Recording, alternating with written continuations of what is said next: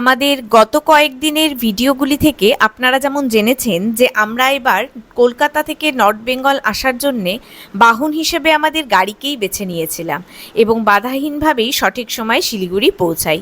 যদি কেউ সেই ভিডিও দেখতে চান দেখে নিতে পারেন ডেসক্রিপশন অথবা আই বাটনের লিঙ্ক থেকে। এবার নর্থ বেঙ্গল ভ্রমণের বেশ কয়েকটি অফবিট জায়গার সঙ্গে সঙ্গে দু একটা জনপ্রিয় জায়গাকেও আমরা রেখেছিলাম। এইরকমই একটি জনপ্রিয় জায়গা যেখানে একদিকে পাইন বনে আলোর খেলা, অন্যদিকে জমজমাটি বাজার যেমন আছে তেমনি ঐতিহ্যের সঙ্গে আধুনিকতা হাত ধরাধরি করে পথ চলছে। আছে পাহাড়ের সঙ্গে মেঘ ও ঝর্ণার খেলা, রাজেশ খান্না ও শর্মিলা ঠাকুরের রসায়নের স্মৃতি উস্কে দেওয়ার মতো ম্যাজিক পপসও রয়েছে। আর আছে গ্যালাক্সির মতো ঝলমল করতে থাকা রাতের শহরের দৃশ্য। তাহলে আর দেরি কেন, চলুন এই শহরের সাইট সিনগুলো শুরু করি। সাইট সিনের প্রথমেই আমরা গেছিলাম এমন একটা জায়গায় যা মূল শহর থেকে 2 কিলোমিটার দূরে, আর এটি জিটিএ 2021 সালে হনুমান জয়ন্তীর শুভ উপলক্ষে আনুষ্ঠানিকভাবে পর্যটকদের জন্য উদ্বোধন করে। প্রায় 40 ফিট উঁচু হনুমানজির মূর্তি, সঙ্গে ছোট্ট একটি মন্দির যা নয়াবস্তি এলাকায় গৌরীশঙ্কর চা বাগানের মাঝে অবস্থিত। মন্দিরটা খোলা থাকে সকাল 8টা থেকে প্রায় বিকেল 6টা পর্যন্ত।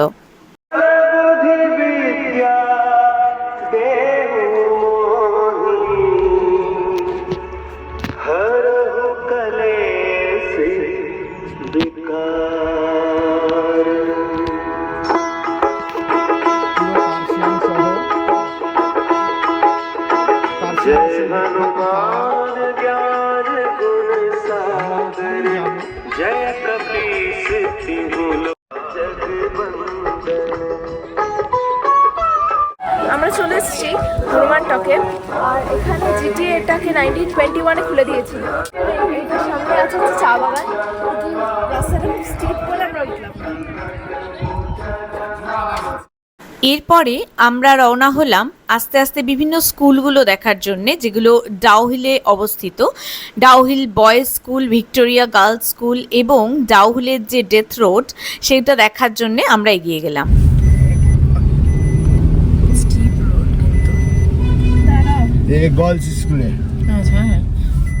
আমরা পৌঁছে গেছি ডাউহিলের অতি ঐতিহ্যবাহী পুরনো একটা স্কুলের সামনে, সেটা ডাউহিল গার্লস স্কুল, যেটা 1879 সালে স্থাপিত হয়েছিল। তবে স্কুলটা কিন্তু বাইরে থেকে দেখেই আমাদের মন ভরতে হলো, ভেতরে প্রবেশ নিষেধ, কারণ ভেতরের পঠন পাঠন এখনো চলে। কলকাতা, বাংলাদেশ, কুচবিহার সব का है, नेपाल, काठमांडू है। এরপরে এসে পৌঁছলাম ডাউহিল পাইন ফরেস্টে। এখানে প্রবেশ মূল্য 20 টাকা। ঘন পাইন ফরেস্টটি সত্যি খুব সুন্দর দেখতে। যদিও অনেক গল্প কাহিনী প্রচলিত আছে যে এখানে হাঁটলে হঠাৎ করে তাদের সাক্ষাৎ পাওয়া যেতে পারে, তবে এই অঞ্চলের ভূতেদের ভবিষ্যৎ সম্পর্কে খুব একটা আশাবাদী হতে পারলাম না। যে হারে পর্যটকরা ভৌতিক রেপ্লিকাগুলোর সঙ্গে হেসে হেসে সেলফি তুলছিলেন, তাতে এদের ভয় দেখানোর ক্ষমতা অন্তত এই অঞ্চলের ভূতেদের নেই, সেটা ভালোই উপলব্ধি করলাম। 30 রুপিস করে এই ড্রেসগুলো পরে ছবি তোলা যাবে। ভিক্টোরিয়া বয়েজ স্কুলের সামনে দাঁড়িয়ে আছি, কিন্তু এখন আর স্কুলের সামনে স্কুলের ভেতরে ঢুকতে দিচ্ছে না শুনলাম। চার্চের ওখানেও ঢুকতে দিচ্ছে না। ডাউহিল ফরেস্ট থেকে এবার আমরা রওনা হলাম ডাউহিলের যে ডিয়ার পার্ক সেটার জন্য। उसका वो बना रहा है ये ममता बनर्जी का, क्या बोलते हैं, कॉटेज। মমতা ব্যানার্জি কটেজ বানাচ্ছে, সরকারি কটেজ। हाँ जी, सरकारी कॉटेज। স্কুলটার মতো আছে, হ্যাঁ রংটা একটা স্কুলটার মতো করেছে। এটা এখনো ওপেন হয়নি না? अभी ओपन नहीं हुआ है। শুভবতী ওয়েস্ট বেঙ্গল ফরেস্ট স্কুল মিউজিয়ামে। এই মিউজিয়ামটা পড়ছে হচ্ছে একটা ছোটোখাটো মিউজিয়াম, এটা পড়ছে হচ্ছে ডিয়ার পার্কে যাওয়ার পথেই। তো যেহেতু এবার আমরা দেখলাম ডেথ রোড আর ওই চার্চ, তারপরে ভিক্টোরিয়া বয়েজ স্কুল এটা বন্ধ ছিল, তাই আমরা রাস্তা দিয়ে সোজা সেই মিউজিয়ামটা দেখবো, দিয়ে আমরা ডিয়ার পার্কে চলে যাব। এই যে মিউজিয়ামটাতে, এটাতে কিন্তু ভেতরে ফটোগ্রাফি একদম অ্যালাউড না, বাইরে এটা করে নিতে পারেন কিন্তু ভেতরটাতে অ্যালাউড। ফটো নিয়ে গেছেন। ভেতরটা দেখে এলাম, অনেক গাছের কাঠের স্যাম্পল রাখা রয়েছে, তারপরে অনেক টাইপের সিডস, মানে বিভিন্ন ধরনের গাছের যে সিডসগুলো রয়েছে সেগুলো দেওয়া রয়েছে। তারপরে প্যারাসাইটের জন্যে যে ডিজিজগুলো হয় গাছে, সেই ডিজিজ হওয়ার জন্য পরে গাছের যে রূপ হয় সেই রকম ছোট ছোট স্যাম্পলস রাখা রয়েছে। আরও পুরোনো দিনের মানে ওল্ড কার্শিয়াংয়ের ফটো দেওয়া রয়েছে, ইন্ডিয়ান রাইনোর ফটো দেওয়া রয়েছে, এরকম মানে ন্যাচারাল আর কি। এখানে একটা মেন্স হস্টেল রয়েছে, সেখানে আবার গানও হচ্ছে, নেপালি গান।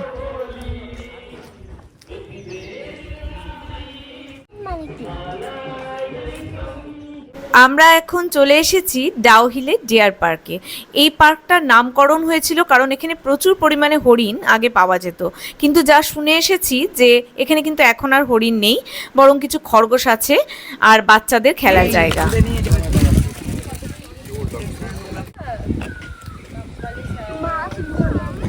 ঘাস দিবে খরগোশকে? হ্যাঁ সংসার ছেড়ে দাও, আরে ঘাসটা ছেড়ে দিবি, মুখে নিলে ঘাসটা ছেড়ে দিবি, ছেড়ে দাও।